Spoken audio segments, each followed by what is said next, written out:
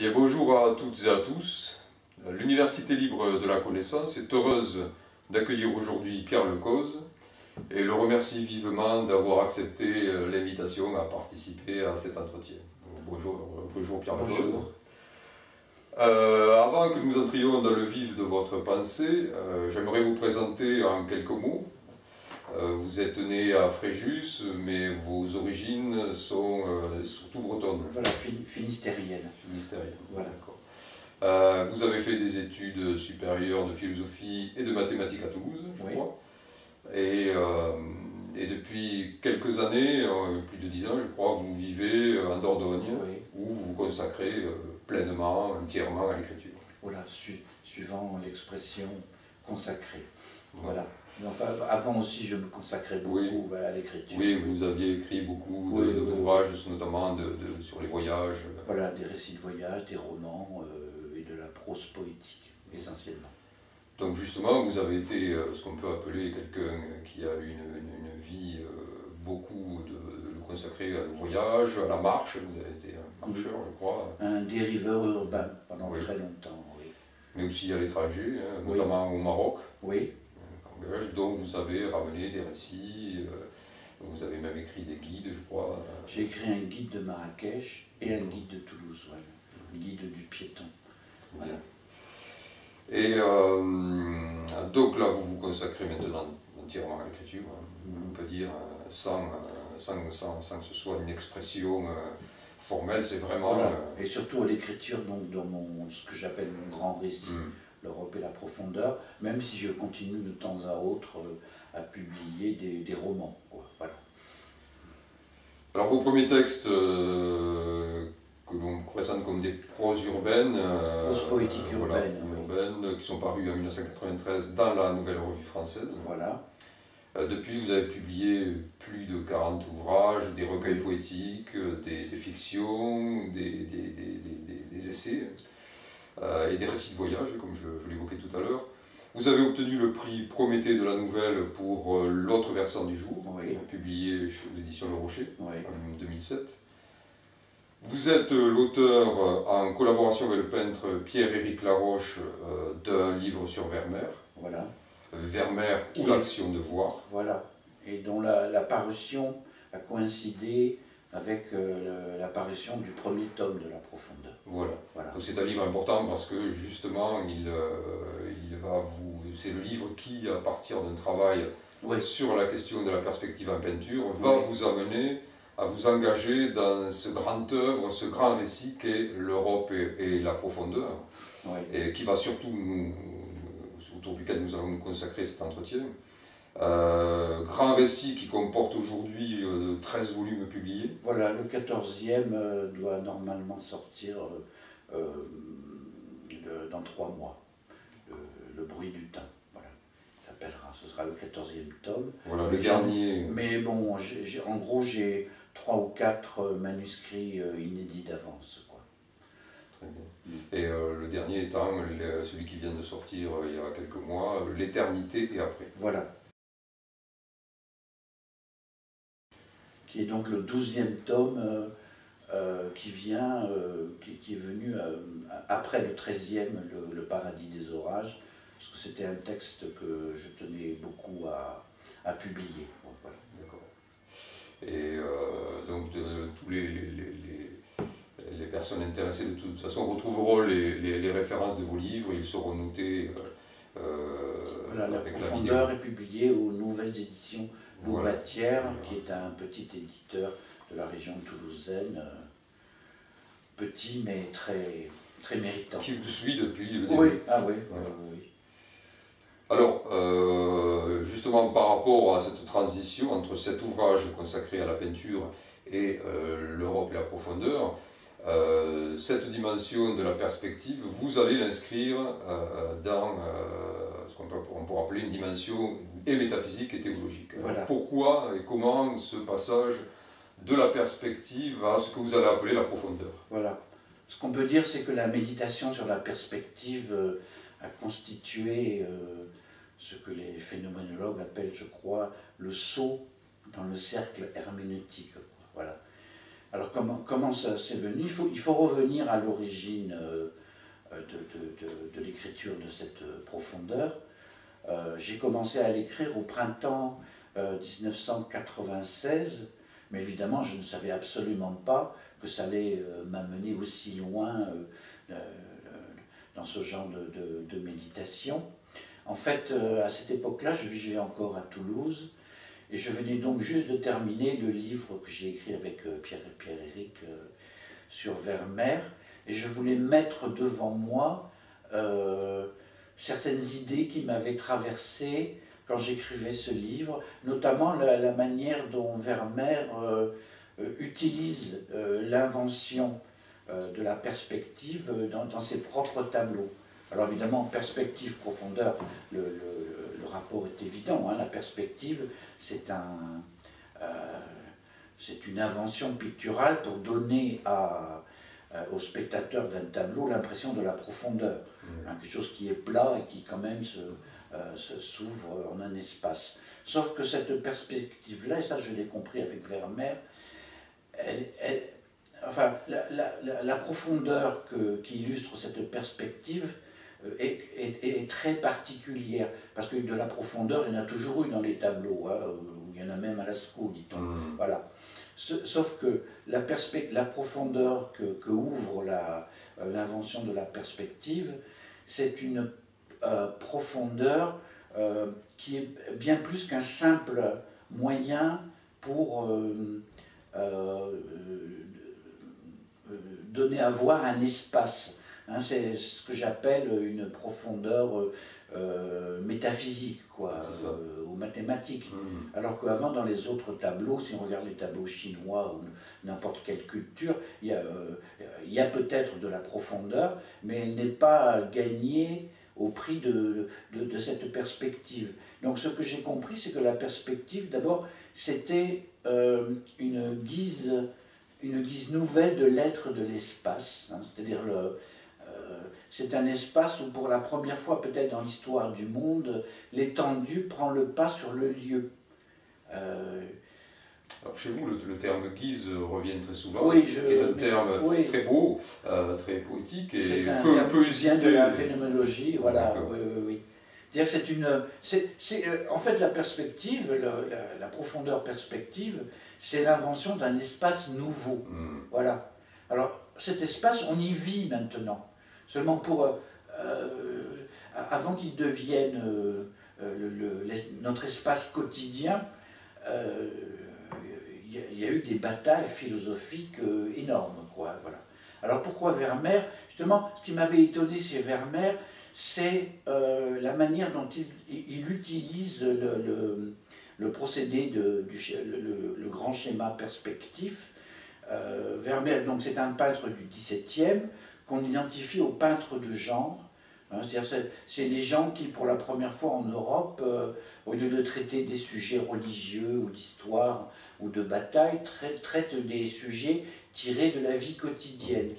Et ce que j'avais remarqué chez Vermeer, c'est que dans sa manière d'utiliser la perspective, il n'abuse jamais de ce procédé. Alors que ses collègues, eux, ils ouvrent des portes, des fenêtres, ils sont dans une vraie ivresse de représentation de l'espace, alors que lui, ses tableaux, ce sont plutôt des boîtes de perspective. Voilà. Et je me demandais d'où venait cette pudeur chez Vermeer. Et ce que j'ai compris, c'est qu'en fait, Vermeer a tout de suite senti que l'espace profond, la profondeur perspective qu'il utilisait était en fait un espace complètement de chiquet, qui a été inventé 2 siècles avant lui, parce qu'on appelle justement les grands perspectivistes, c'est-à-dire les peintres du Quattrocento florentin. Et donc j'ai commencé à m'intéresser à ce qu'avaient fait ces peintres-là. Alors évidemment, ces peintres, eux, ils n'avaient pas le problème de peindre le quotidien, puisque leurs motifs, c'était des motifs religieux, avec en tête de liste la figure christique. Et je me suis demandé, mais pourquoi ils ont inventé cet espace complètement de chiquet pour peindre leurs motifs. Donc là, c'est véritablement la question fondamentale voilà. qui va ouvrir... C'est celle qui ouvre, voilà. Alors je me demande, voilà. Donc la première phrase, c'est, en gros, je me n'en souviens pas. Quel est le problème de ces peintres du Quattrocento? Ils ont à mettre en scène les actes ou les épisodes de la vie d'un homme censé être divin, sauf que la divinité de cet homme, elle n'est pas dans son apparence, hein, elle est dans son verbe, dans sa parole. Alors, comme un tableau est muet, comment faire quand même sentir cette divinité? Alors avant, comment on procédait? On mettait des auréoles au Christ, un peu plus grandes au Christ, un peu plus petites au sein. Comment faire image finalement et voilà, comment faire sentir la divinité, d'un homme qu'apparemment rien ne distingue des autres personnages du tableau. L'Orient a eu la réponse iconique, enfin avec l'icône. Oui, voilà. L'Occident propose une réponse. Voilà, l'Occident, lui, parce que la peinture occidentale, elle naît à ce moment-là. Hein. Bon, alors, il y a le précurseur Giotto, mais justement, chez Giotto, j'ai fait une analyse d'un tableau de Saint-François, de la mort de Saint-François, où je montre qu'il commence à y avoir un peu de profondeur déjà. Disons que ces peintres ont décidé, non pas de travailler sur le motif, mais sur l'espace où ils inscrivent ce motif. Voilà. Et c'est comme ça qu'ils ont inventé le grand schéma perspectif. Je pense, en n'ayant pas du tout l'illusion que cet espace nouveau inventé par eux avait quelques rapports avec la réalité. Et en fait, il a fallu toute la peinture occidentale pour que cet espace qui était en fait qui était destiné à un dieu, donc c'était un espace qu'on peut qualifier de sacré, quoi, hein, qui a trait au divin, devienne notre espace quotidien. Et à cette perspective, au départ, avait une dimension divine et voilà, religieuse. En tout cas, pour traduire quelque chose de l'ordre du divin. Voilà. Et elle va devenir par la suite quelque chose de désacralisé. Nous, hommes du XXIe siècle, vivons dans l'espace que ces gens-là ont inventé, mais sans se douter que cet espace pouvait devenir un jour le quotidien de leurs semblables. On verra tout à l'heure les effets, justement. Oui. Alors à ce propos, justement, c'est toujours dans le premier chapitre qui s'appelle L'Europe et la perspective du premier tome, donc de la profondeur. J'analyse un tableau de Piero de la Francesca qui est très célèbre, hein, qui s'appelle La flagellation du Christ. En fait, qui est construit, donc là, on a un grand espace perspectif, scandé par des carreaux et tout ça. Et en fait, il se divise en deux groupes, un groupe humain qui se tient sur le seuil du tableau, et 15 mètres plus loin, donc 15 siècles, la scène sacrée de la flagellation du Christ. Et je dis que ce groupe humain, pourquoi ils ne s'engagent pas dans cette profondeur qu'ils ont derrière eux? C'est parce qu'ils sentent de manière subliminale que, en fait, dans cet espace-là, ils ne sont que des usurpateurs, quoi. Cet espace n'est pas fait pour eux. Il n'est pas fait pour l'homme. Voilà. Alors, c'est là aussi où je connecte perspective et profondeur. C'est que si cette profondeur s'ouvre dans un tel espace nouveau, c'est parce que l'essence du Dieu qui est représenté, à savoir la figure critique, est une essence de type, comment dire, retirante. Le Christ est quelqu'un qui s'en va, hein, bon, bien sûr, pour s'en aller, il faut être venu, il est venu dans l'incarnation, mais à mon avis, l'acte déterminant de toute l'histoire européenne et donc mondiale depuis 2000 ans, c'est ce départ du Christ qui est un peu le point de départ de mon grand récit. Voilà. C'est-à-dire qu'au fond, le christianisme, lui, insiste évidemment beaucoup sur la résurrection. Sans résurrection, pas de christianisme. Oui. Et vous ajoutez à cette résurrection l'importance clé de son départ. Voilà. Oui. C'est-à-dire véritablement le christianisme a lieu et va donner un destin, on va dire, à l'Occident à partir du départ. C'est-à-dire que la crucifixion, voilà, la résurrection et le départ. Voilà, même que ce qu'on dit c'est la fête de l'Ascension, hein, j'avais déjà parlé de cette fête, et ce départ pour moi est l'événement cardinal de ce qu'on peut dire l'histoire du monde. Voilà. Parce que ce départ, donc, il a pour conséquence, qu'on peut juger heureuse ou malheureuse, d'ouvrir justement cette dimension de la profondeur. Le Christ ouvre une dimension nouvelle de la profondeur, qui est spatiale, temporelle, qui peut prendre plein de formes, mais il le fait parce qu'il se retire. Civilisationnel aussi. Oui, oui, voilà. Civilisationnel. Oui. Alors la définition la plus philosophique que je pourrais donner de la profondeur, c'est une dimension où même les dimensions d'espace et de temps changent, deviennent. Et c'est une dimension qui se déploie dans l'histoire.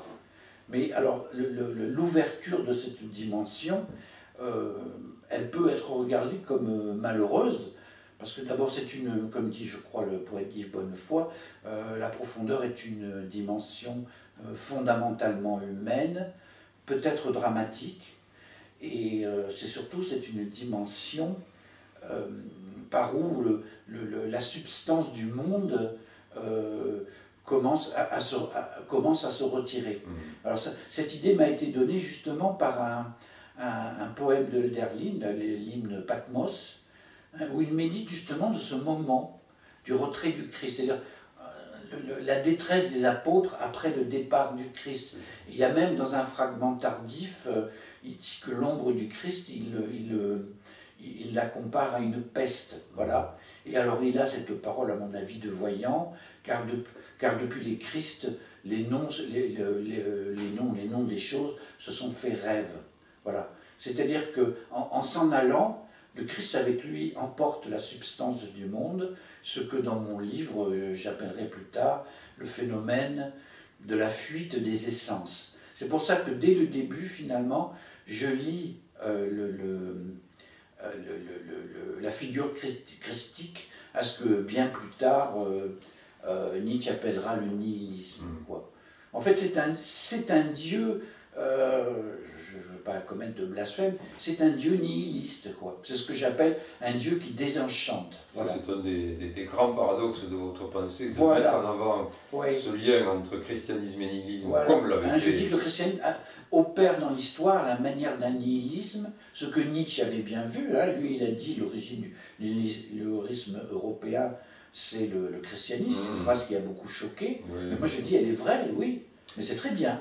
Elle est vraie, mais voilà. Chez vous, c'est dans une perspective eschatologique, mettant en évidence la possibilité d'une religiosité peut-être justement plus profonde pour l'humain, qui assumerait la profondeur. Pour l'être humain qui assumerait la profondeur, qui ne chercherait pas à s'en détourner ou à la recouvrir, parce que ça, ce sont qui ne chercherait pas à retenir le divin dans le monde. D'où tous les commentaires que j'ai faits de la scène fameuse du Noli Me Tangere. Alors, ça, on va s'arrêter un petit peu là-dessus. Ça, c'est un moment important de votre travail et de la scène chrétienne, on peut dire. C'est-à-dire cette parole de Jésus adressée, alors le Jésus ressuscité. Le ressuscité, le Christ jardinier. Oui. Voilà.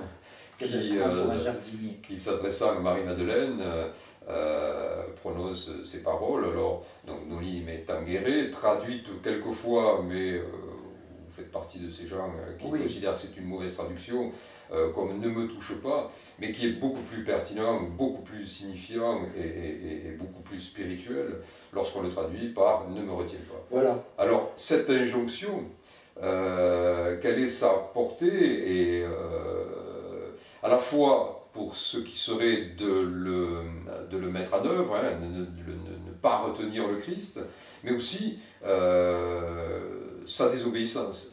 Quels sont les effets finalement du respect de sa désobéissance ? Les grandes catastrophes de l'histoire sont presque toutes nées de cette désobéissance. Si on y songe, ce Noli Me Tangere, ce ne me retiens pas, c'est l'unique commandement que donne le Christ à ses disciples. Parce que bon, pour ce qui est de la loi, je sais, par exemple, c'était le grand étonnement de René Guénon, qui reprochait au christianisme de ne pas avoir de loi, de Torah ou de charia. Voilà, il ne comprenait pas pourquoi. Bon, ben, le Christ a déjà répondu à René Guénon. Il lui a dit, je ne suis pas venu pour détruire la loi de Moïse, pour l'accomplir. Mais ce noli me tangere, c'est peut-être le seul commandement que donne le Christ, parce que tous ceux qui donnent à côté appartiennent déjà à la loi de Moïse. Hein. Donc la faute cardinale depuis le départ du Christ, c'est de chercher à le retenir.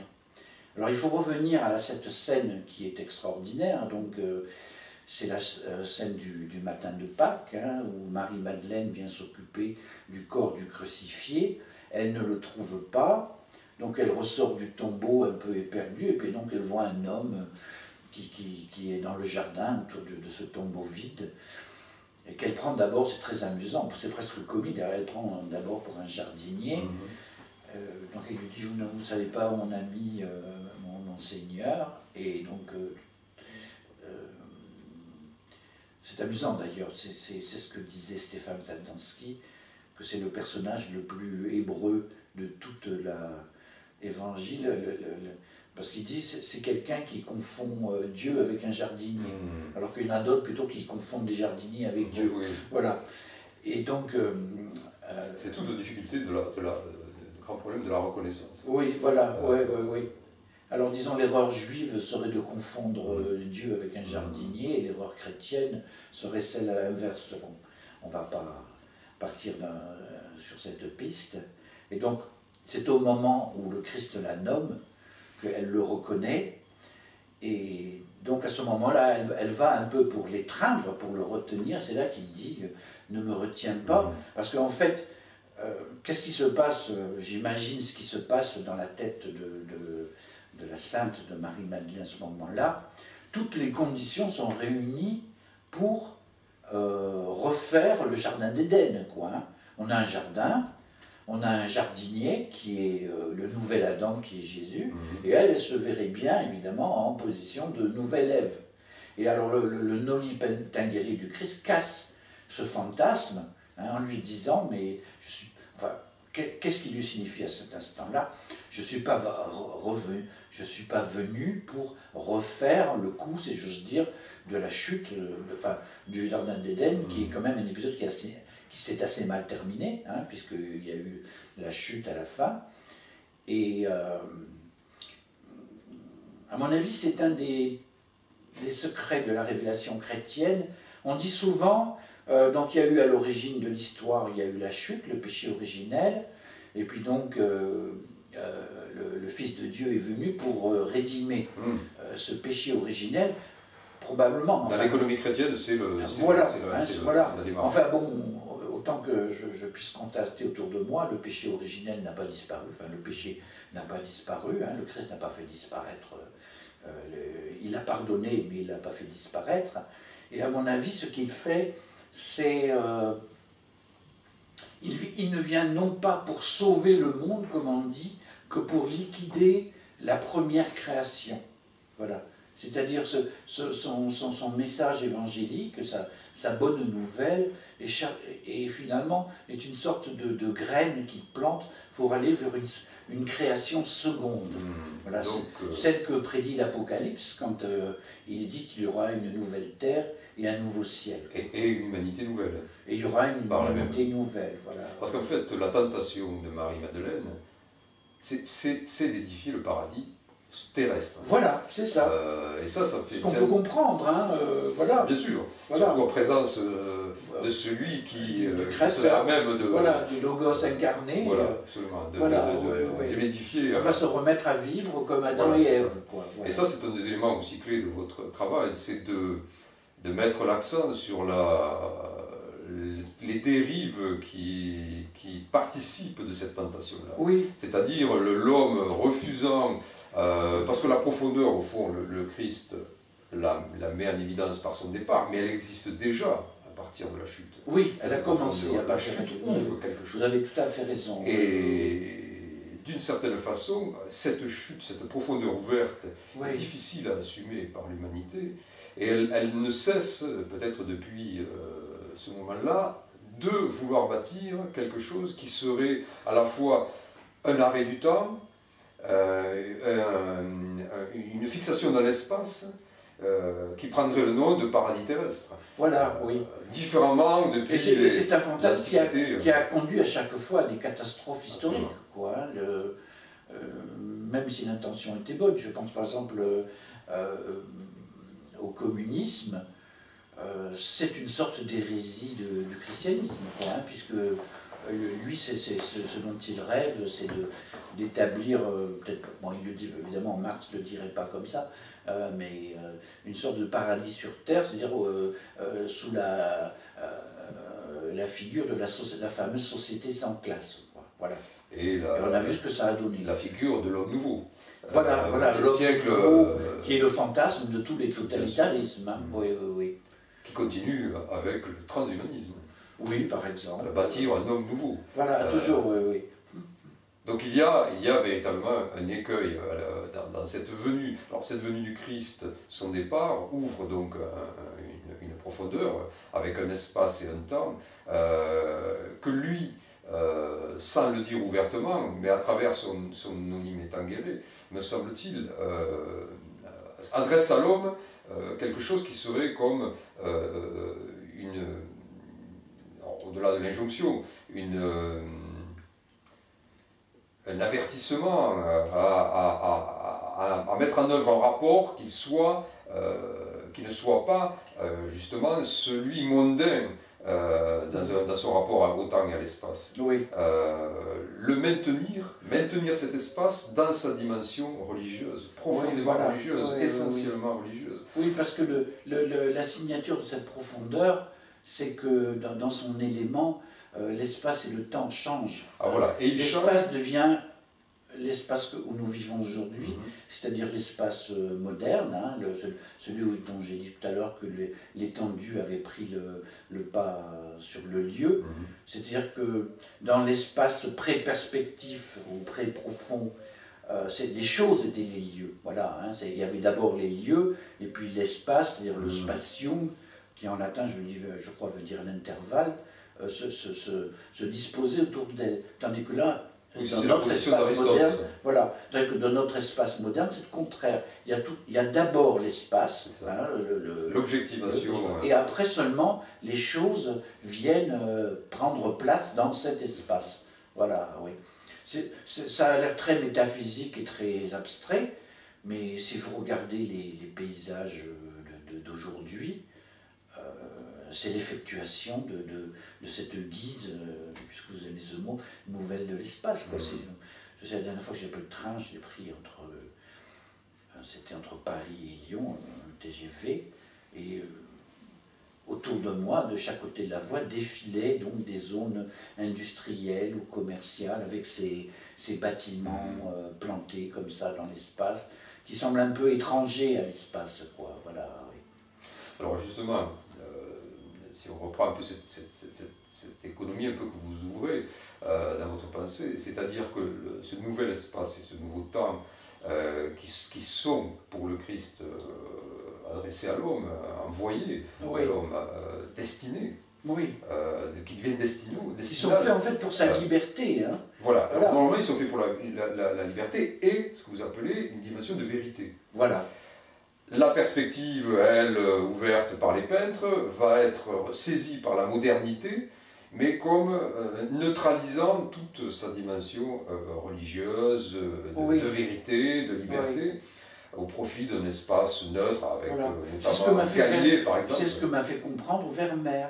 Voilà, pourquoi il est aussi précautionneux dans l'usage de la perspective, de la profondeur perspective. C'est parce qu'il sait très bien qu'il manipule des choses qui, en fait, secrètement, sont encore de l'ordre du divin ou du sacré. Mais comme lui, il veut peindre des motifs qui n'ont rien de sacré, il est bien obligé de gommer ce côté sacré de la perspective. Et par exemple, il se garde de trop ouvrir des portes ou des fenêtres. Quoi, voilà. Alors que ses collègues, eux, ne s'en privent pas. Hein. Ça donne des tableaux qui ne sont pas mauvais d'ailleurs. Hein. Vous avez des enfilades de pièces carrelées où la perspective va jusqu'aux confins du monde quasiment. C'est explicite. Voilà, oui. Vermeer, lui, ne fait pas cela parce qu'il sait que la signature de ce procédé perspectif, enfin, il vient du sacré. Et bon, s'il avait peint le Christ ou la Vierge, ça n'aurait pas posé problème. Hein. Est-ce qu'on peut dire d'ailleurs que Vermeer a tendance à placer des éléments qui viennent, alors non pas casser, mais quelque peu obturer la perspective. Oui, il y a toujours un mur. La plupart des tableaux, quand ils sont à l'intérieur, il y a un mur où le point de fuite est caché. C'est ça. Et dans son seul tableau à l'extérieur, la vue de Delphes, l'horizon, en fait, il est barré par la ligne de la ville. C'est ça. Ouais, ouais. Et en fait, la vraie problématique a lieu dans le ciel, avec les 3 nuages. Enfin bon. Vous faites une analyse magnifique de l'Europe et la profondeur. Oui, qui doit beaucoup à mon ami Lapierre-Éric. Voilà, oui. C'est un tableau extraordinaire. Mais quand même, le tableau qui est dans ce premier chapitre est le plus important, c'est l'autre de Vermeer qui s'appelle L'art de la peinture. Hein, donc, je ne sais pas si vous voyez, c'est un tableau très célèbre. On voit un peintre de dos qui peint un modèle qui, comme par hasard, c'est la muse de l'histoire, c'est Clio. Voilà. Et je montre que ce tableau, finalement, rend quotidien un espace qui, à l'origine, n'était pas fait pour l'homme. C'est un tableau où on peut rentrer, il n'y a pas de seuil, on peut faire le tour du peintre, on peut aller voir les objets et tout ça. Oui, donc les 3 tableaux qui scandent ce premier chapitre de l'Europe et la profondeur sont la flagellation de Pierrot. Ensuite, je parle des Ménines de Velázquez et je termine sur l'art de la peinture de Vermeer. Et en fait, c'est l'histoire de l'effectuation par la peinture occidentale, celle qui commence donc au XVe à Florence et va jusqu'à Delphes au XVIIe, d'un espace pictural de chiquet, qui est encore complètement de chiquet chez Piero de la Francesca, puisqu'il représente une scène censée s'être passée, j'ose pas qualifier de mythologique évangélique. Dans les Ménines de Velázquez, on trouve encore ces 2 espaces, le pictural et le réel, sauf que le génie de ce tableau, c'est qu'en fait, pour la dernière fois, ils sont confrontés mais inversés. L'espace réel, c'est l'espace où évoluent les Ménines, hein, vous savez, la petite infante, et l'espace de chiquet, c'est nous, spectateurs, dans le musée qui l'occupons. Hein, il est représenté par le roi et la reine qu'on aperçoit dans un miroir, et que le peintre Velázquez est en train de peindre. Et enfin, dans l'art de la peinture, cet espace divin est devenu un espace totalement humain où on peut aller se promener, quoi.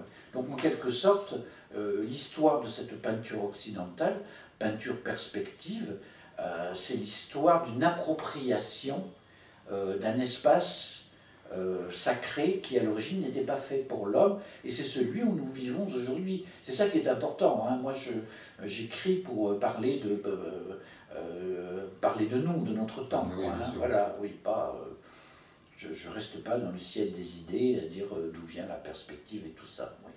Et les conséquences sont immenses. Il y a un enjeu humain, évidemment, mais qui n'est pas qu'humain, mais il y a un enjeu auquel est confrontée l'histoire de l'humanité, que vient nous rappeler finalement, d'une certaine façon, le Christ. Donc son départ ouvrant cet espace et ce temps détermine une vérité de ce temps. Oui. Est-ce que vous pourriez nous dire quelques mots là-dessus? Alors, ce que vous appelez la vérité du temps. La vérité du temps, oui. Disons que cet espace et ce temps tel que nouveau, tel qu'il se déploie dans cette dimension elle-même nouvelle de la profondeur, ce sont théoriquement des dimensions qui devraient être plus libres, hein, ce sont des dimensions humaines dramatiques, hein, où la profondeur c'est une dimension de souffrance, mais en même temps c'est une dimension qui permet à l'homme d'être libre, voilà, de ne plus être enchaîné à la présence des choses, comme dans le paganisme. Et alors cette vérité du temps profond, c'est ce que j'appelle dans la suite de mon livre sont sans garantie. Hein, c'est-à-dire que le temps ne peut plus être ramené à un contrôle. Voilà, hein. Ce qu'il était encore dans le temps païen, hein, avec la notion de destinée et surtout du tragique, avec l'astrologie, quoi. Hein, voilà. C'est bien. Et ça, le Christ casse tout ça. Hein, voilà. Ce rapport au paganisme, ça c'est très intéressant. Oui, alors on verra. Parce que justement, c'est un regard de cela voilà. que la nouveauté apportée par le Christ est absolument voilà. singulière. Qu'est-ce que c'était le paganisme finalement? Enfin, je sais que peut-être parmi mes auditeurs, il y a des gens qui ont de la sympathie pour cette forme de pensée. Mais le problème, c'est qu'il n'y a plus de paganisme aujourd'hui. Il y a un néo-paganisme. Il est souvent un peu kitsch. On verra tout à l'heure ce que dit Etosomo. C'était quand même une sorte de deal, si je puis me permettre ce mot anglo-saxon, entre l'homme et les démons. Hein. C'est-à-dire que pour moins souffrir, l'homme acceptait de procéder à des petites choses qui maintenant nous semblent horribles, quoi, hein. Des sacrifices humains, des choses comme ça. Parce qu'en fait, les démons, qui étaient alors les dieux, c'était un peu les garants d'une présence des choses. Et cette présence des choses, justement, avec le départ du Christ, elle est complètement blackboulée, quoi, hein. Elle se dissout, la vérité des choses se dissout dans ce fameux processus de la fuite des essences. Présence qui par sa prégnance, ouvrait aussi la porte à l'idolâtrie. Voilà, c'est-à-dire un attachement. Voilà, l'idolâtrie, c'est une fixation. Voilà. Hein, voilà, oui. Ça, c'est très intéressant. Oui. Oui. Vous faites le lien entre fixation et idolâtrie. Oui, c'est-à-dire, au fond, se consacrer plus à la présence immédiate des choses qu'à la dimension, finalement, du mystère. Voilà, oui. C'est un peu ce que j'essaie d'expliquer là, dans le livre, en fait, qui est le 13e tome, le plus récent, Le Paradis des Orages, où il y a une longue analyse de la peinture de Lascaux. Et je montre justement que cette peinture de Lascaux, elle ne sacrifie pas à l'idolâtrie. L'idolâtrie, elle viendra par exemple, dans la peinture de l'art égyptien ou babylonien, quoi, où les figures trouveront un certain hiératisme, alors que les animaux de Lascaux, ils sont divins, mais c'est un divin qui est saisi dans son libre mouvement, quoi, dans son bon, comme disait le poète, je ne sais plus lequel. Voilà, le taureau de Lascaux, c'est un taureau qui est vraiment vivant, quoi, hein, voilà. Et ce qui, je pense, a fasciné le pictor de Lascaux, c'est tenter de reproduire le divin en son libre et en son bon. Voilà. Alors que ça se passait 15 000 ans avant la peinture égyptienne ou babylonienne. Quoi. Alors, est-ce qu'on peut dire que le christianisme vient rompre, en tout cas de façon assez radicale, interrompre les petits arrangements que l'humanité c'est le mot qu'il faut s'accorder avec la profondeur, finalement. Oui, avec le démoniaque. Moi, ce que j'appelle le démoniaque, oui. Après le Christ, il n'est plus possible de faire alliance avec les démons. C'est devenu impossible. C'est ce que dans mon livre, j'appelle le passage du tragique au dramatique.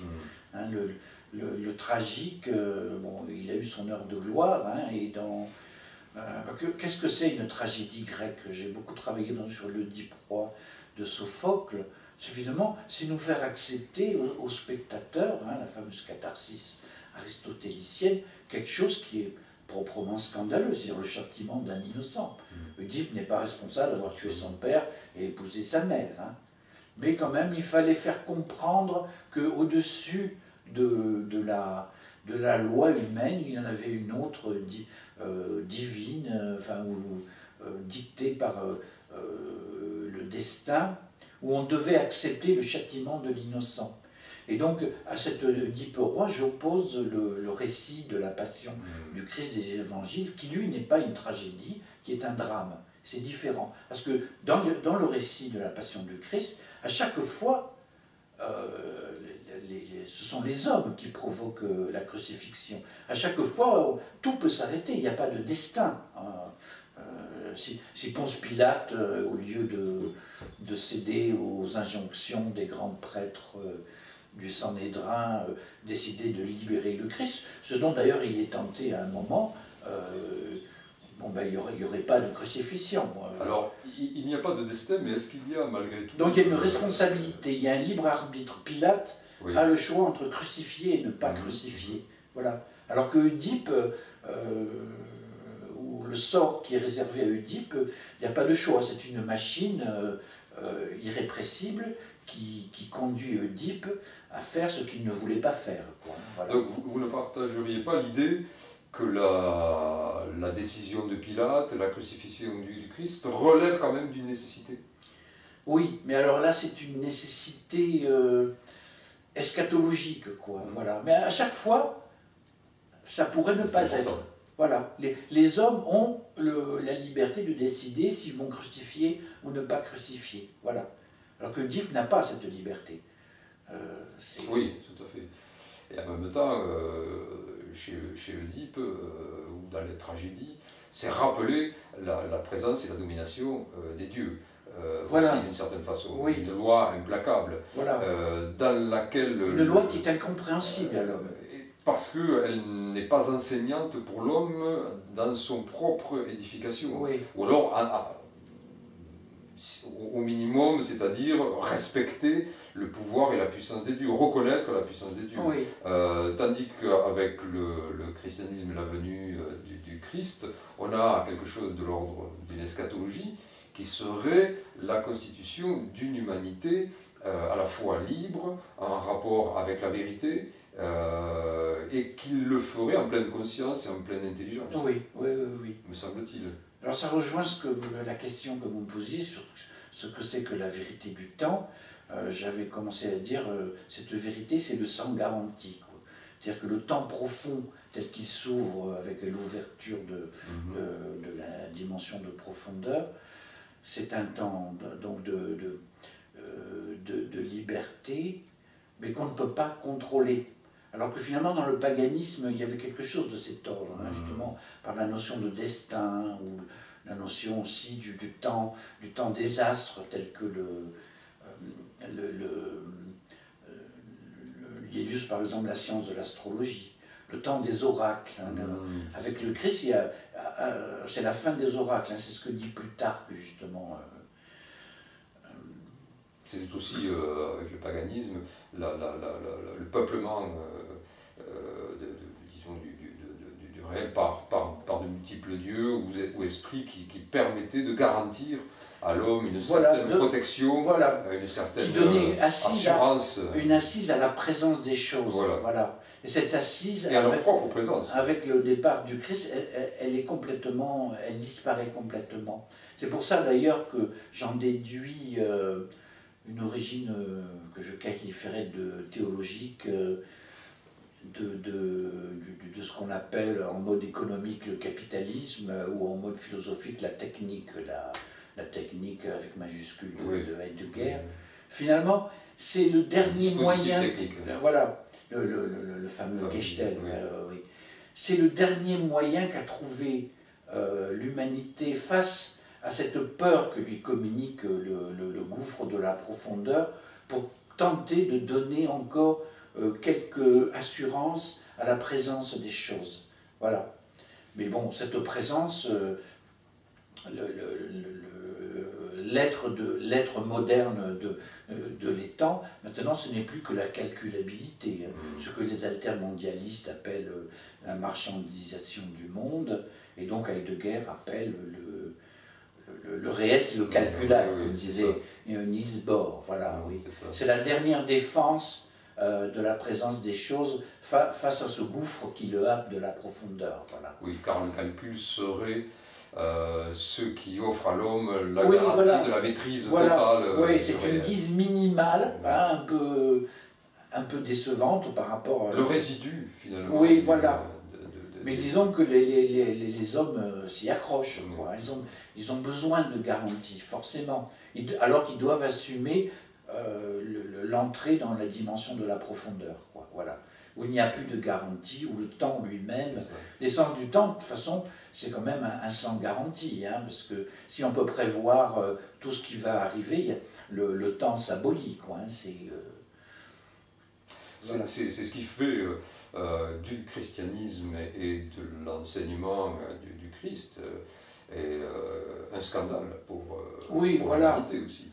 Voilà. Bon, c'est un scandale qui a aussi été bien tempéré par les institutions et tout ça. Hein, oui, qui ont peut-être remis la présence là où il aurait mérité quelque chose de l'ordre de l'absence, peut-être. C'est-à-dire pour que le mystère puisse continuer à se manifester. Oui. Si vous remplissez, comme elle essaie de le faire, la modernité, l'espace et le temps de la profondeur, il n'y a plus de place pour le mystère.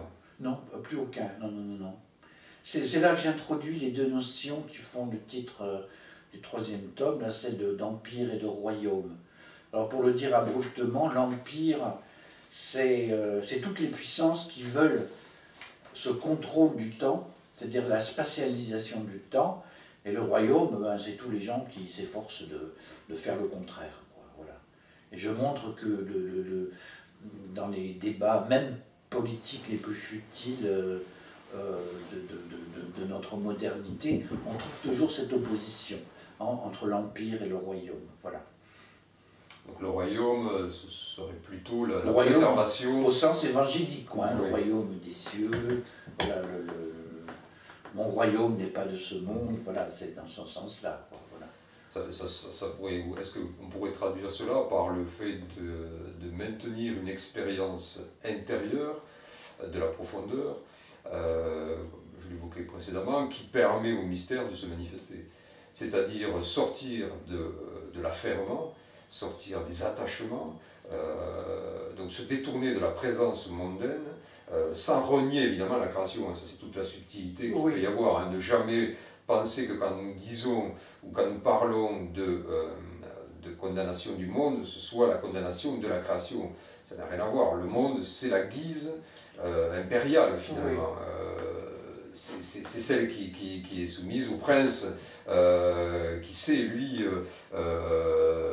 maîtriser la logique de ce monde-là, et auquel vous donnez un nom d'ailleurs. Parfois, c'est en l'appelant Amalek. Voilà. Disons que ce livre peut être lu comme une critique de la domination. Voilà, la dimension au sens impérial, voilà, comme ça. Et donc, cette domination qui n'a aucune connotation complotiste. Hein. Je ne dis pas que la domination, ce sont des méchants capitalistes qui se réunissent dans une cave. Nous sommes dans une perspective métaphysique et théologique. Voilà. Et pas sociopolitique. J'ai de longs paragraphes consacrés justement à cette invention nouvelle qu'on appelle le complotisme, et on verra qu'elle n'est pas si condamnable que ça. Enfin, voilà. Oui, donc critique de la domination, mais domination à entendre au sens d'une logique. Hein, donc, chaque fois que j'écris le mot domination dans mon livre, il faut l'entendre au sens d'une logique. Voilà. Et donc cette logique, elle reçoit trois noms. D'abord le nom tout à fait connu économique de capitalisme, hein, c'est le nom que lui donne Marx. Bon, là je ne vais pas trop m'étendre, parce que Marx a dit des choses tout à fait pertinentes là-dessus. Un deuxième nom philosophique qu'on pourrait identifier aux notions chez Nietzsche de volonté de puissance, et chez Heidegger de volonté de volonté. Donc c'est une logique qui finalement, c'est une domination qui ne cherche qu'une chose, bien dominer, ce qui est normal, hein, la domination, elle veut dominer, et si possible, elle veut accroître sa domination. Et en fait, il y a un troisième nom que moi j'introduis, c'est son nom théologique, même si je vais dire qu'il n'est pas de moi, c'est le nom d'Amalek. Alors Amalek, qu'est-ce que c'est ? C'est un concept que j'ai trouvé dans le livre d'une amie qui nous a malheureusement quittés il y a quelques mois, Monique Lys-Cohen, dans le livre qu'elle a consacré à Etil Soum. Et elle donne, bon comme Monique était quelqu'un de très honnête et très modeste, elle-même disait que ce nom ne venait pas d'elle, elle l'avait trouvé dans ses... Elle faisait beaucoup de lectures de rabbins et talmudiques et tout ça. Alors qu'est-ce que c'est Amalek? D'abord Amalek c'est le nom d'une tribu de Palestine, hein, qui devait vivre du côté de Gazaoui, qu'on trouve dans la Bible, hein. Les fameux Amalécites qui cherchent à s'opposer à l'installation des Hébreux en Terre Sainte. Mais c'est surtout le nom d'une conception du monde qui, quasiment 3000 ans d'avance, pose ceci: le monde est le produit de ma volonté et de mon effort. En gros, le monde étant ce qu'il est, grâce à ma volonté et mon effort, grâce aussi à mes capacités techniques, je peux en faire ce que je veux. Voilà. Et c'est le projet moderne. C'est le résumé. Quand j'ai lu cette définition chez Monique, parce que Monique n'en fait pas grand-chose, elle en tire le principe que d'une condamnation du nazisme, ce qui n'est pas très original, même si je suis entièrement d'accord. Et je lui dis, mais là tu as de la dynamite, quoi. Hein, c'est le résumé du monde moderne. Voilà, le monde moderne pense que l'étang peut être transformé en ce que je veux. Il suffit que j'y mette toute ma puissance technicienne. Et des exemples amalécites, il y en a partout aujourd'hui. Voilà, hein. Une pomme OGM, c'est amalécite. Pour aborder un sujet qui fâcherait plus, à mon sens, une famille homoparentale, c'est amalécite, quoi, hein, voilà. Alors, Amalek, donc, dans mon livre, est le nom d'un démon. Parce que les démons, ils n'ont pas tous des cornes et des queues fourchues, hein. C'est un démon philosophique, quoi, qui a sa propre conception du monde, et bien évidemment, cette conception des choses ne peut que s'opposer à la conception du monde biblique. Hein. Qu'est-ce que c'est le monde dans la pensée de la Bible? C'est le fruit de la création d'un Dieu. Voilà. Tandis qu'avec Amalek, ce monde peut devenir la création de l'homme. Hein. C'est un peu le transhumanisme. C'est la distinction que vous faites entre le monde créé et le monde produit. Voilà, voilà. C'est important ça, hein. Création, production. Voilà, oui. C'est la tentation prométhéenne poussée. Oui. Alors là, il y a quand même un petit piège, parce qu'on pourrait me reprocher mon essentialisme. C'est-à-dire, Dieu a créé le monde et les choses et leurs essences, on ne doit pas y toucher. Voilà. Ce qui rentre un peu en contradiction avec le fait, justement, que j'ai dit que le Christ est venu, le départ du Christ a dissous les essences. Donc là, j'ai consacré des pages un peu délicates en montrant que finalement, entre le Christ et Amalek, il y avait plus de points communs qu'on pourrait imaginer. Voilà. Oui, mais un peu comme un Christ et un antéchrist. C'est-à-dire que l'un et l'autre, l'un a peut-être besoin, si je peux dire, de l'autre. Parce que le Christ, finalement, veut aussi la destruction de la première création. Hein, parce qu'il sait bien... souvent, je m'amuse à résumer l'histoire du monde, une sorte de partie d'échecs entre le diable et le bon Dieu. Le bon Dieu aurait les blancs, j'aurais le premier, les diables auraient les noirs. Et là, on est au moment où il semble que ce sont les noirs qui sont en train de gagner, sauf que ce que personne ne sait, et même pas le démon Amalek, c'est que Dieu a un coup d'avance. Pourquoi? Parce qu'en créant le monde, comme il est dit dans la Genèse, il savait que ce monde était condamné. Il savait déjà que dans ce monde aurait lieu la chute. Et donc son but, c'est pas de sauver ce monde ou d'envoyer son fils pour sauver ceux du monde, c'est d'aller vers une création seconde. Hein, celle donc que dit l'Apocalypse, il y aura un nouveau ciel et une nouvelle terre. Et donc le démon, Amalek, s'acharne sur ce monde pour le réduire au chaos, pour le contrôler et tout. Mais enfin, si on peut dire, il tire sur une ambulance. Parce que le projet de Dieu, il est déjà passé à autre chose.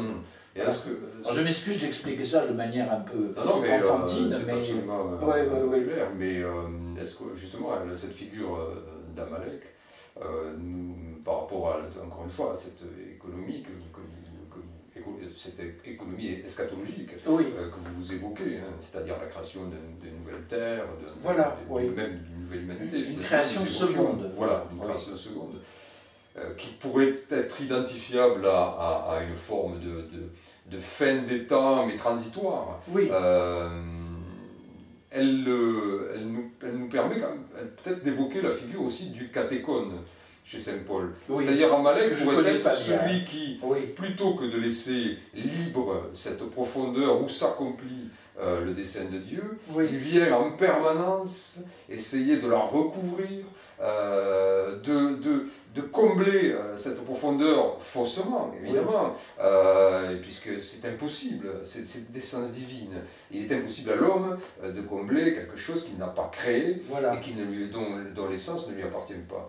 Donc le catéchone, c'est-à-dire cette figure très mystérieuse chez Saint Paul, qui est celui qui retient, à l'inverse du ne me retient pas, le catéchone serait celui qui retient en permanence pour empêcher l'accomplissement eschatologique. Sauf que, comme vous dites, il ne le peut pas lui-même, puisque Dieu a un coup d'avance. Voilà, Alors, ça me permet de faire peut-être un lien avec un terme clé de votre pensée. L'idée que le catéchone vient régulièrement bâtir, élever certaines réalités tout à fait fausses pour essayer justement d'empêcher l'accomplissement du dessein divin. Ces réalités qu'il bâtit, il me semble que parfois vous les qualifiez de kitsch. Oui, c'est un mot très important. Qui est permanent dans votre œuvre. Je n'ai pas le mot concept, c'est un mot allemand, hein, mais d'origine. Alors qu'est-ce que c'est que le kitsch? On va donner un exemple. Si demain on se mettait en tête de bâtir une cathédrale gothique, on pourrait le faire, on pourrait même faire une assez belle cathédrale gothique, seulement ça n'aurait aucun sens, ce serait kitsch. Pourquoi? Tout simplement parce que le monde, les catégories métaphysiques qui avaient présidé à l'invention de ce style architectural n'existent plus dans notre époque. Donc ça n'aurait aucun sens de faire une cathédrale gothique, quoi, hein, voilà. C'est ça qui est kitsch, c'est-à-dire ne garder de la réalisation des choses que les formes, sans aller au cœur de ce qui avait donné naissance à ces formes. Et je montre par exemple que toutes les catastrophes historiques qui ont eu lieu dans le monde relèvent plus ou moins de ce que j'appelle un kitsch historial. Donc par exemple, l'archétype, c'est le nazisme, quoi, hein, ce que Debord appelait l'archaïsme techniquement équipé. Alors pourquoi le nazisme? La signature du nazisme, elle est kitsch. Bon, il suffit d'ailleurs de voir déjà les films de...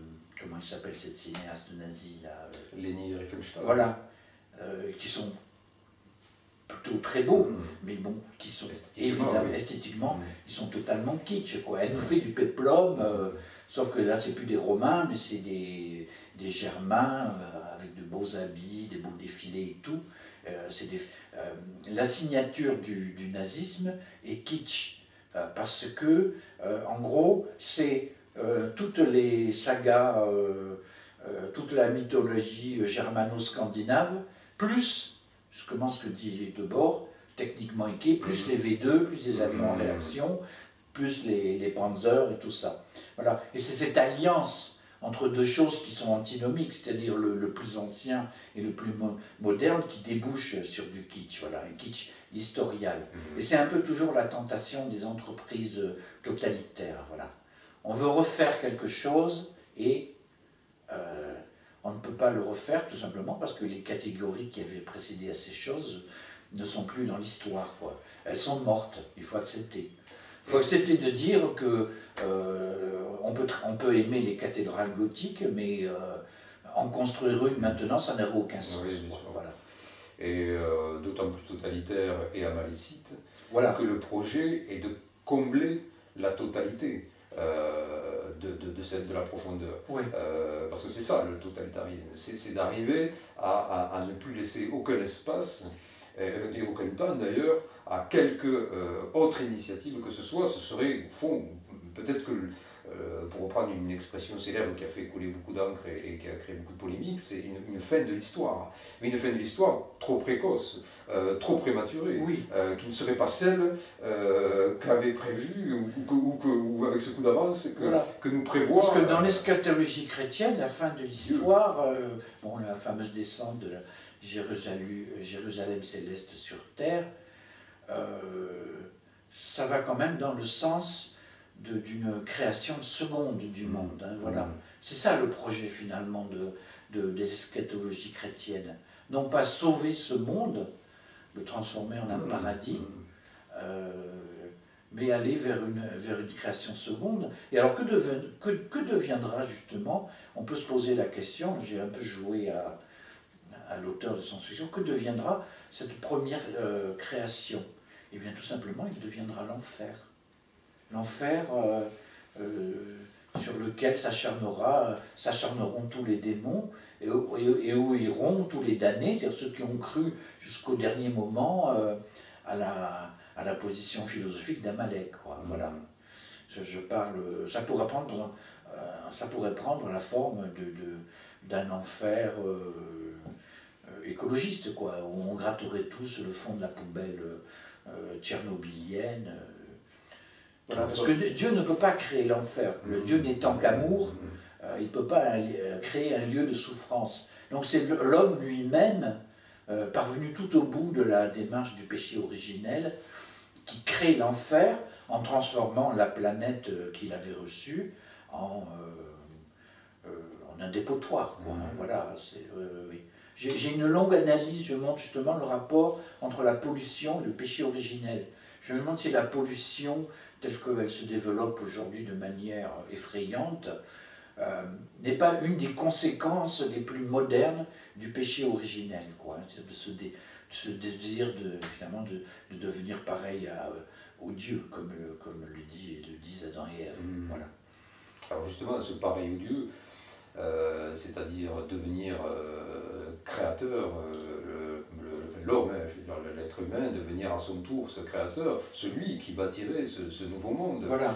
Sauf que la meilleure façon, ou en tout cas la façon peut-être de le bâtir enseignée par le Christ, ce n'est pas en usant volontairement du calcul, de la technique et de la maîtrise rationnelle, mais c'est peut-être dans une forme d'abandon, de détachement, pour retrouver, disons, l'essence même de la profondeur. Oui, voilà. Oui. Donc c'est ce que la théologie catholique appelle l'espérance, hein, la troisième vertu théologale, c'est-à-dire qu'on s'abandonne à la providence divine. C'est ce qui est dit dans le fameux sermon là, sur les oiseaux. Regardez les oiseaux du ciel, ils ne moissonnent ni n'engrangent, et pourtant le Père pourvoit. Pierre Lecause, je souhaiterais que nous nous attardions un petit peu sur cette distinction fondamentale que vous faites entre l'espoir et l'espérance. Puisque il semblerait que cette distribution ou cette différenciation recoupe un peu au fond la différence entre ce qui relèverait des engagements dans le monde et d'une forme d'acceptation et d'abandon dans la profondeur. Disons, ces deux mots disent deux dispositions différentes vis-à-vis du temps, vis-à-vis de cette liberté du temps. Alors donc je viens de dire que l'espérance, c'est en fait c'est se remettre à la providence, hein, c'est-à-dire se confier à la providence, comme il est conseillé par le Christ dans sa parabole des oiseaux. Hein, c'est faire confiance finalement à la liberté du temps. L'espoir est plus humain, l'espoir est humain. Voilà, hein, c'est-à-dire que, comment vous avez dit là, disons que l'espoir relève d'une tentative, d'une action humaine, strictement humaine, c'est-à-dire apporter... L'espoir est humain, l'espérance est divine. Voilà. Si on peut le résumer de manière un peu abrupte. Oui. L'espoir est du côté toujours de la dimension prométhéenne finalement. Voilà. C'est-à-dire que c'est l'homme qui apportera la réponse, le salut, le bonheur, le paradis sur cette terre. On retombe dans les catégories de l'Empire et d'Amalek. Voilà. Et on retombe dans les messianismes politiques, Oui. qu'ils aient existé ou qu'ils soient encore... C'est le fameux solutionnisme des transhumanistes. Voilà, voilà, c'est ça. Il n'y a pas de problème que l'homme ne puisse résoudre. Voilà. Il fut un temps où la solution était politique, avec le transhumanisme et l'époque contemporaine, il semblerait qu'elle soit technique. Elle soit technique, oui, voilà, oui. Donc ça, c'est une distinction absolument fondamentale. Et alors, il serait bien que nous revenions aussi quelque peu sur la question de la figure du Christ, qui est évidemment centrale dans votre œuvre. Et nous avons abordé un point clé qui est le retrait. Mais il y a un autre aspect que vous mettez en évidence, notamment dans le traité du même, c'est la question de la kénose. Oui, alors je vais... Grand concept théologique. Voilà. Disons que le retrait se déploie dans une dimension horizontale, tandis que la kénose se déploie dans une dimension verticale. Alors qu'est-ce que c'est la kénose? C'est un concept très ancien, hein, que je crois que on le trouve déjà chez les pères de l'Église. Ça vient du mot grec kénosis qui veut dire se vider. C'est-à-dire c'est le processus par lequel le Dieu se vide de sa divinité pour devenir humain. Et moi, ce que je distingue, c'est les deux stades de la kénose.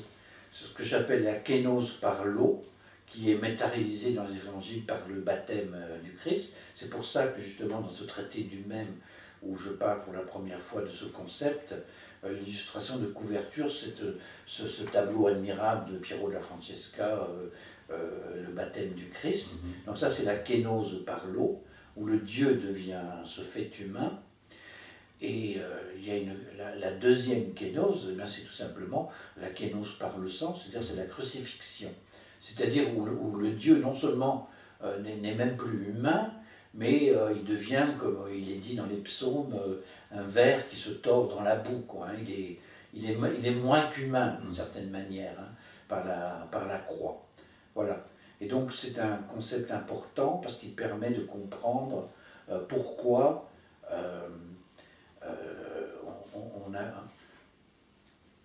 on arrive à... là, les mots me manquent.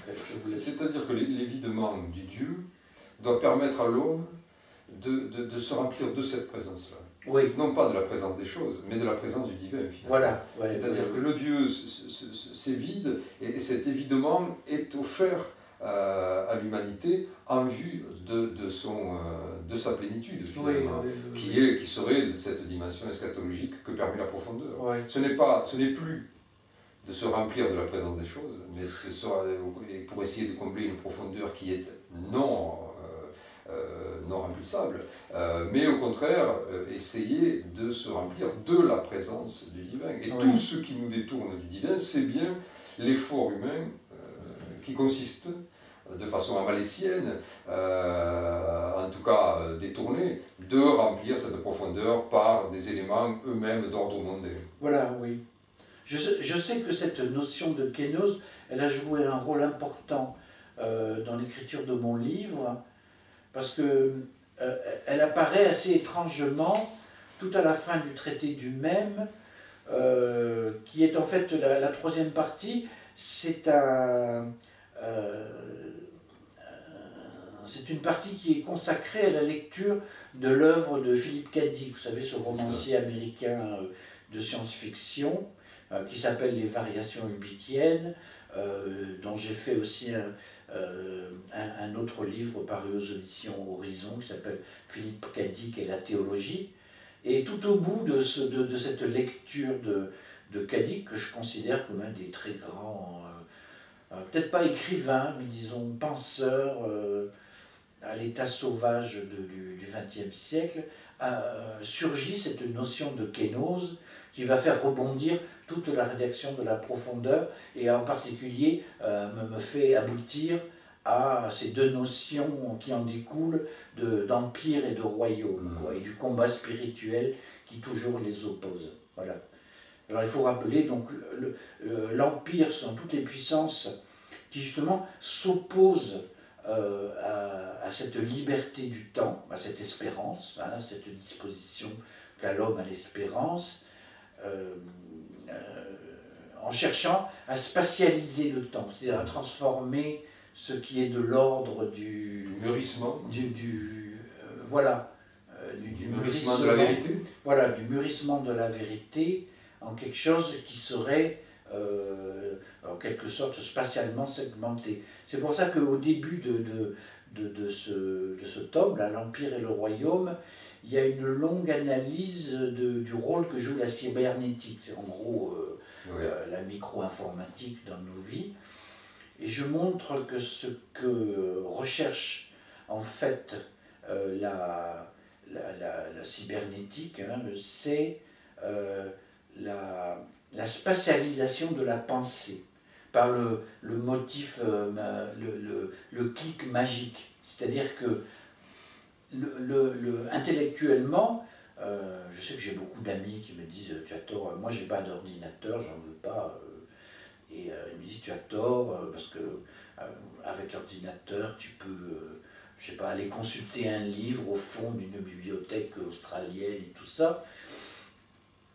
Côté pratique. Voilà, le côté pratique, extraordinaire.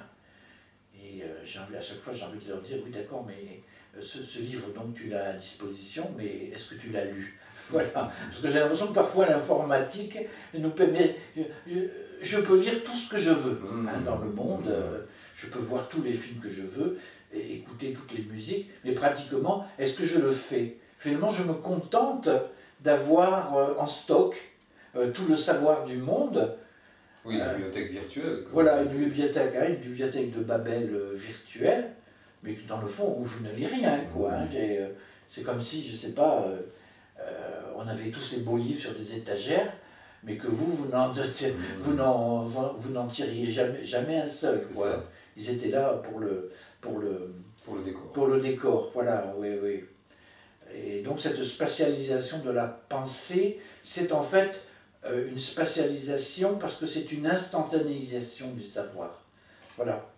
Cette illusion que par un seul clic, je peux avoir à disposition tout ce que je veux. Et cette disposition, ce fantasme de la mise en stock de tous les temps, qui est le fantasme de la technique et du capitalisme, quoi, hein, voilà. Et qui relève toujours d'une cette même logique de la maîtrise. Hein. Voilà, oui. Contre le sans garantie, on a l'impression que ce stock ou ce fonds là va nous garantir une solidité, une stabilité. Voilà, c'est toujours ce fantasme d'apporter une sorte de socle à la présence des choses, socle minimal, hein, puisque là ce n'est plus que des chiffres. Mais en fait, depuis justement le départ du Christ, la présence des choses n'a plus aucun fond de garantie. Voilà. Alors ça justement... Elle s'est dissoute. Voilà. C'est ça. Et ça nous permet, on peut aborder 2 points pour terminer notre entretien. C'est d'une part, par rapport à cette profondeur et le sans garantie du temps qu'elle impose à l'humanité finalement. C'est de s'y livrer avec confiance. Parce que on parle des fois d'abandon à cette profondeur, qui n'est pas une passivité évidemment. En tout cas, essayer de ne pas retenir le divin qui tend le monde. Voilà. Puisque c'est ce retrait du divin qui ouvre cette profondeur. Donc il faut s'engager dans ce que j'appelle la profondeur sans étoile, sans crainte. Voilà, c'est le n'ayez pas peur des évangiles, quoi. Voilà. Ou alors, en même temps, oui, ne pas le retenir. Qui ne veut pas dire qu'il faut... Et ne pas se substituer à lui non plus. Ni le retenir au divin, Dieu qui se retire, et a fortiori, ne pas essayer de le remplacer par un certain nombre de guises, de pratiques, d'actions, de réalités, de logiques, etc. Et donc vous avez d'ailleurs sur ce plan-là, par rapport à notre époque relativement apocalyptique, une époque critique qui voit se succéder des crises depuis le 19e siècle, peut-être au fond des crises qui n'en font qu'une, qui est peut-être un moment de récapitulation. Éviter, pour entretenir ces crises, justement, une nouvelle fois, de ne pas succomber aux logiques intramondaines, mais plutôt, et là vous ouvrez quelques pistes éthiques, de conduite, qui seraient plutôt, pour l'homme aujourd'hui, dans ce paysage quelque peu disons, critique permanente, de crise permanente, pardon, d'essayer de retrouver l'essence un peu humaine à travers un certain nombre d'activités. Vous parlez de méditation, de rêve, de tissage de sens, c'est-à-dire finalement... D'exposition au vertige. Voilà. Et pour ce qui est de l'actualité la plus brûlante dans votre travail, c'est oui, cette dimension de ce... je ne sais pas, de se confier là aussi au vertige un petit peu dans votre travail. Vous pouvez en dire quelques mots? Oui, oui. D'abord, ce sentiment de vertige, il fait une partition entre deux groupes humains, ceux qui aiment le vertige et ceux qui le redoutent. Mais ils sont un peu les mêmes quand même, parce que, vous savez, c'est l'acrophilie et l'acrophobie. Nietzsche, par exemple, se disait grand acrophobe. Hein, la vérité du gouffre le terrifiait. Mais finalement, c'est un peu la position de tous ceux qui, dans la vie pratique, sont sujets au vertige. De quoi ils ont peur dans le vertige? Pas justement d'une attirance trop grande pour la profondeur, hein, pour le gouffre, voilà. Oui. Et je dis, moi, que ce sentiment de vertige, c'est un des buts de la rédaction de mon grand récit. C'est-à-dire que, par exemple, la philosophie, pour moi, c'est pas du tout une école de sagesse, comme le dit son nom, hein, Philosophia. C'est une école de vertige. Voilà. Et tous les livres que j'aime ont cette caractéristique de me procurer ce sentiment de vertige que je trouve moi-même. Je suis un acrophile, justement. Hein, j'aime le sentiment de vertige.